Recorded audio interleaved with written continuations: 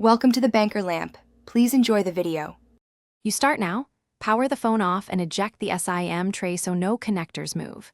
Use a clean, well-lit surface and an ESD strap if available. This prevents static damage. Remove any case and unscrew visible pentalobe screws at the bottom. Once done, apply a suction cup near the lower edge and pull gently while prying with a thin pick. This separates the screen adhesive. Move slowly to avoid tearing ribbon cables. You'll need to expose the connector area for the next step. Open the display like a book and prop it at roughly a 90 degrees angle so you can access the internal connectors. First, remove any metal brackets covering the connectors, then always unplug the battery before touching display cables. This reduces short risk.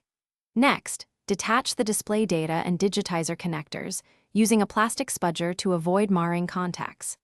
If adhesive holds the screen, warm the edges with a heat gun or pad and cut through adhesive strips. Lift the screen evenly to place the new screen face down and carefully seat each connector in its socket.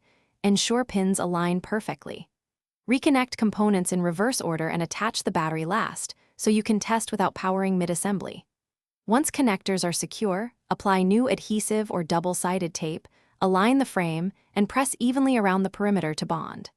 Test touch responsiveness, display brightness, front camera, and proximity sensor before snapping screws back. If the screen is unresponsive, recheck connector seating and clean contact pads. That fixes most issues.